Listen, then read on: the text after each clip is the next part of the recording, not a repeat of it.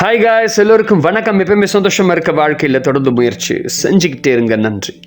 இன்றைக்கி நம்ம பார்க்க போகிற ஒரு பதிவு என்னென்னா, ஒரு அற்புதமான பதிவு தான் நாம் இன்றைக்கி பார்க்க போகிறோம். அது என்னென்னா, அதாவது சைக்கோசிம்பாலஜி. சைக்கோசிம்பாலஜி வீடியோ நிறைய போட்டிருக்கேன். நீங்கள் வந்து பிளேலிஸ்ட்டில் போய் பார்த்தீங்கன்னா உங்களுக்கு தெரியும். ஸோ இன்றைக்கி பார்க்க போகிற சைக்கோசிம்பாலஜி என்ன அப்படின்னா, அதாவது கணவன் மனைவி ஒற்றுமை, நண்பர்களுக்குள்ள விரோதங்கள் ஒற்றுமை, சொந்தக்காரங்களுக்குள்ள பிரிஞ்சு போயிருக்கிறது ஒன்று சேர்க்கிற ஒரு விஷயம், இந்த மாதிரி விஷயங்களை செய்யக்கூடிய ஒரு அற்புதமான ஒரு குறியீடு. இந்த மாதிரி சொந்த பந்தம், கணவன் மனைவி ரிலேஷன்ஷிப், ஃப்ரெண்ட்ஸ்குள்ள ரிலேஷன்ஷிப், இது எல்லாமே ஒரே பேஸில் தான் இருக்குது. அது பேர் என்னென்னா வார்த்தைகள்.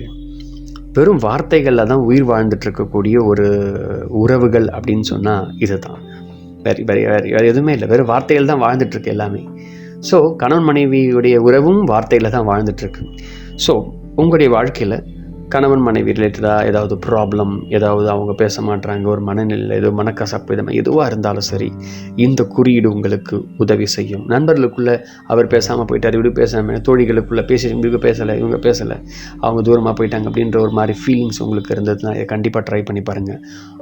அவங்க மறுபடியும் உங்ககிட்ட சேர்வதற்கான 100% வாய்ப்பு இருக்குது. அது மட்டும் இல்லாமல் சொந்த பந்தங்களே ரொம்ப, அது ஒரு விதமான ஒரு ரிலேஷன்ஷிப், அது ரொம்ப நல்லாயிருக்கும். ஸோ அந்த ரிலேஷனில் தூரமாக ஏதோ வார்த்தைகள் மூலயமா, மனஸ்தாபங்கள் மூலயமா, பணம், சொத்து, இது மாதிரி ஏதோ ஒரு மிஸ் அண்டர்ஸ்டாண்டிங் மூலயமா நிறைய பேர் வந்து பிரிஞ்சு ரொம்ப தூரம் போயிடுவாங்க. அப்புறம் பேச மாட்டாங்க, பல நாட்கள் பிரிஞ்சு இருப்பாங்க. அந்த மாதிரி எதுவாக இருந்தாலும் சரி, உங்களுக்கு ஆசை விருப்பம் இருந்தால் நீங்கள் மறுபடியும் அவங்க உங்கள் கூட பேசணும், உங்கள் கூட பழகணும், பழைய மாதிரி அந்த வாழ்க்கையை வாழணும் அப்படின்னு நீங்கள் முடிவு பண்ணிங்க அப்படின்னா, மறக்காமல் இந்த சைக்கோசிம்பாலஜியை செய்யுங்க. நீங்கள் பார்க்குற இந்த சைக்கோசிம்பாலஜி ரொம்ப அற்புதமான ஒரு முறை. இதை எப்படி செய்யணும் அப்படின்னு சொல்கிறேன். சிம்பிள் தான்.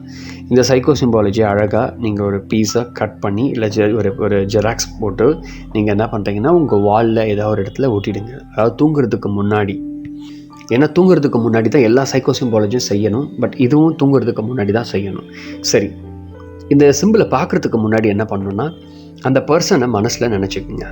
மனசில் நினைக்கும் பொழுது என்ன பண்ணணும், ஃபஸ்ட்டு ஒரு ப்ரீத் பண்ணுங்கள். நல்லா ஆழமாக ப்ரீத் பண்ணி அந்த பர்சனை நினச்சிட்டு மூச்சு மறுபடியும் ரிலீஸ் பண்ணுங்கள்.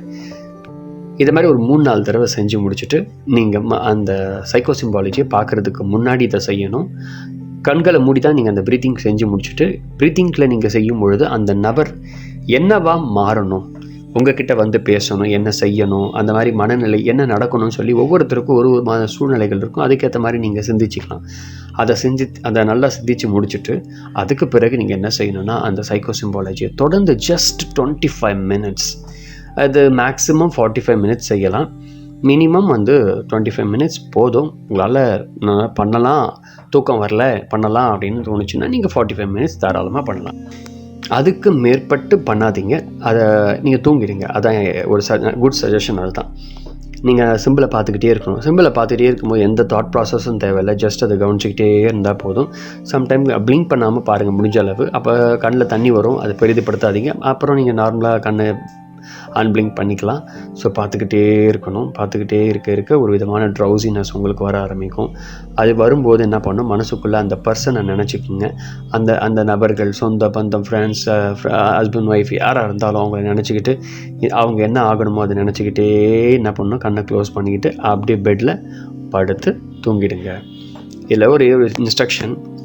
இதை சைக்கோசிம்பாலஜி பார்க்கும்போது நீங்கள் தூங்கும்போது எழுந்து மொபைல் பார்க்குறது, அடுத்தவங்ககிட்ட பேசுகிறது, இந்த மாதிரி நிறைய விஷயங்களை நீங்கள் 100% அவாய்ட் பண்ணியே தரணும். நிறைய பேர் சைக்கோசிம்பாலஜி நிறைய பேர் பண்ணுறாங்க, எனக்கு ஒர்க் ஆகலை அப்படின்னு சொல்கிறதுக்கு அடிப்படை காரணம் என்னென்னா, பண்ணிகிட்டு இருக்கும்போது என்ன செய்கிறாங்கன்னா, அதுக்கப்புறம் ஃபோன் பார்க்குறது, மெசேஜ் வர்றது, அவங்களுக்கு உங்களுடைய ஒர்க்கெல்லாம் பார்க்குறீங்க அதுக்கப்புறம். ஸோ அந்த மாதிரி விஷயங்களை செய்யவே கூடாது. சைக்கோசிம்பாலஜியில் இருக்கக்கூடிய ஸ்பெஷல் என்ன, இந்த ப்ராக்டிஸ் பார்த்திங்கன்னா, இதை நீங்கள் பண்ண வலது மொழியில் அது பதிய ஆரம்பிக்கும். அதுக்கு பதியறதுக்கு டைம் கொடுக்கணும். அதுக்கு பிறகு நீங்கள் வந்து ஒரு ஆல்ஃபா ஸ்டேட்டில் போய் அப்புறம் நீங்கள் தூக்கத்துக்கும் விழிப்புக்கும் நடுவில் ஒரு இடைப்பட்ட ஸ்டேட்டில் நீங்கள் இருப்பீங்க. அந்த ஸ்டேட்டில் போய் ஆட்டோமேட்டிக்காக நீங்கள் அந்த தூக்கத்துக்குள்ளே போகிற அந்த மனநிலையில் தான் உங்கள் சப்கான்ஷியஸ் என்ன பண்ணணும், உள்வாங்க ஆரம்பிக்கும்.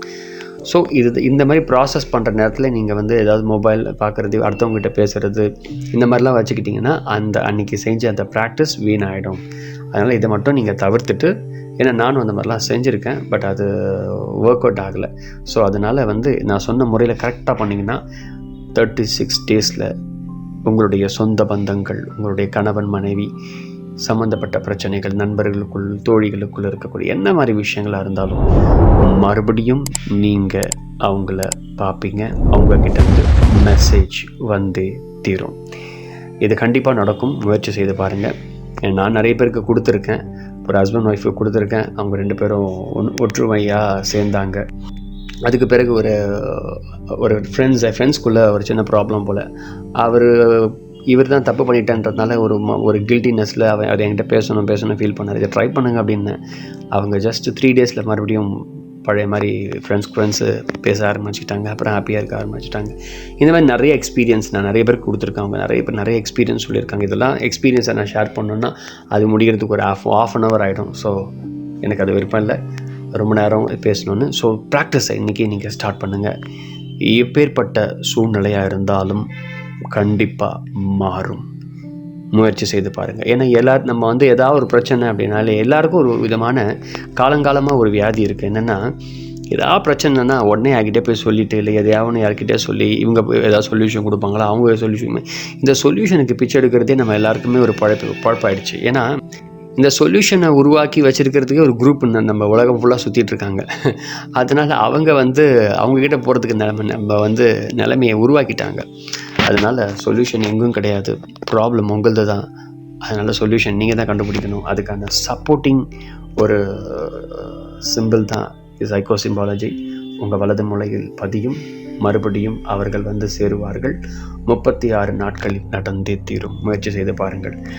நன்றி. அடுத்த பதிவில் வேறு ஒரு சைக்கோ சிம்பாலஜியுடன் உங்களை பார்க்குறேன். மறக்காமல் ஃபஸ்ட் டைம் வீடியோ பார்க்குறீங்கன்னா மறக்காமல் வீடியோவை சப்ஸ்கிரைப் பண்ணுங்கள். அப்போ தான் இந்த மாதிரி நிறைய வீடியோஸ் உங்களுக்கு காத்துட்ருக்கு, வந்துக்கிட்டே இருக்கும். நீங்கள் இந்த சைக்கோ சிம்பாலஜி நிறைய தெரிஞ்சுக்கணுன்னா பிளேலிஸ்ட் சைக்காலஜி சிம்பாலஜியை பற்றி நிறைய போட்டிருக்கேன். ஃபஸ்ட் வீடியோ பார்த்தீங்கன்னா நான் இதெல்லாம் எங்கே கற்றுக்கிட்டேன், எந்த புக்ஸ்லேருந்து எடுக்கிறேன், எல்லாத்தையும் டீட்டெயில்ஸாக சொல்லியிருக்கேன். உங்களுக்கு ஒரு ஐடியா வரும். Thank you very much. நன்றி. தொடர்ந்து இணைந்திருங்கள் உங்கள் வினோதனுடன். நன்றி.